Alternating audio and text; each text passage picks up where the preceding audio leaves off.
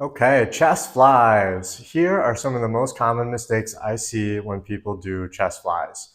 So first common mistake is going to be starting with two bent of elbows and kind of going out to the sides with very bent elbows and coming back up and staying that way. You're not going to get the most leverage out of this. You're not going to be able to hit the pecs in the best way by staying super bent elbows like this. So we want to start with our elbows pretty straight up high. Now this leads me to the second common mistake, is to leave your elbows very perfectly straight as you come out to the side. So my elbows are still very straight when I get to the bottom here. My biceps are going to be doing a lot of work and they're going to be taking away from what the pecs should be doing. So the happy medium on those is to start with straight elbows, and then as your arms come down, just have some relaxation to your elbows. Just don't hold them perfectly taut straight and allow them to bend passively as they want to. So you're going to get to about here, about parallel to the floor. You're looking for that stretch in your chest, and you're coming back up. Okay, so now that we've got a tiny bit of bend in our elbows, we've started with a straight elbow. Now we're going to talk about placement. When we come down to the ground, this is the other mistake people make. Number 3 is ending too high up here, where there's a straight line from my left arm to my right arm. There should not be a straight line. I should actually end in more of a V-like motion.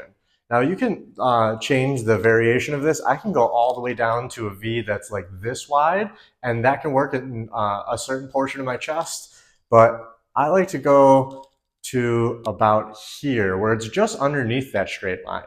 This is like the most common, the most optimal for hitting your chest is going to be right about there. The problem with going straight out to the side with the straight line version is that you're going to hit a lot more of your front delt than you are of your actual pecs. And so this is called chest flies. We want to be targeting our chest. So we want to come down just slightly so that I feel more of a stretch in my chest and less of the front of my shoulder.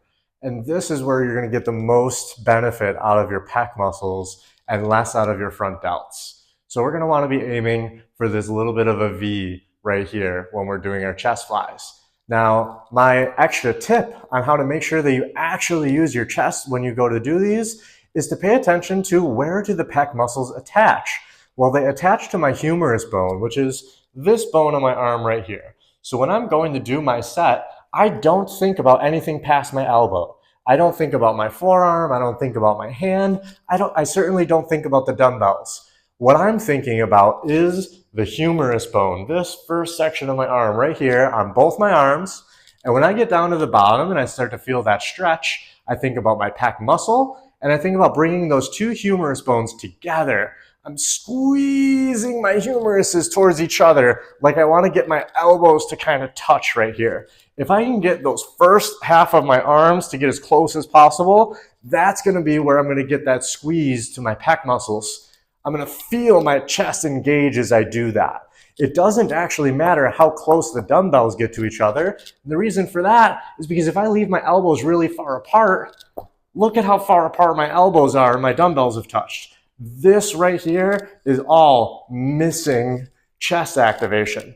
If I end up at the top of my rep with my elbows flared out to the side, I didn't use my chest at all. I want to end where I'm squeezing that first half of my arm nice and close together. And you can see they're even a little bit closer together than the dumbbells are. I'm getting my elbows to touch before my hands. And that is going to be where I'm going to get the most benefit out of using my chest muscles over anything else, over my biceps, over my front delts. I'm going to get a nice good squeeze to my chest. Just try those and tell me that you don't feel more activation in your pecs than you did the way before.